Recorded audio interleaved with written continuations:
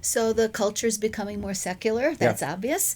But we have really good news, and that is that resilience can be taught, especially as it's part of discipleship. Well, a resilient disciple is one who can bend and flex under the weight of culture without breaking.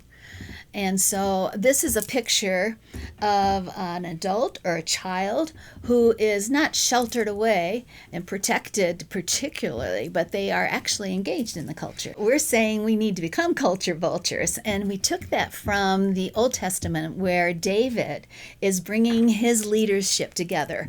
And most of the time it just says from the tribe of such and such and how many people. But then it comes to Issachar. Issachar, the tribe of Issachar, the men who understood the times and knew what to do.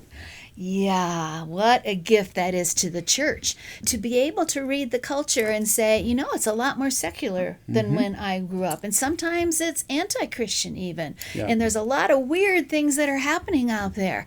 But here is what we can do to be able to make sure that our kids can be raised up to be, we say, the greatest generation of disciples, kids who will love Jesus for the rest of their lives. So what are some of the chief factors that shape resilience? Resilience would be things like believing that there is a God. Even secular resilience science says that. Looking at role models that you admire who are resilient. Having the right message, self-messaging, so that when you fall, you don't say, what an idiot I am. You say something like, God is for me. So all of this can be taught. And we kind of roll those up into three big factors: belong, believe, become. Belonging is highly relational. Are we highly relational with our kids, really walking alongside of them and knowing them? Believe, that's deeply scriptural, in helping kids engage the scripture on a daily, weekly basis. They can know Jesus.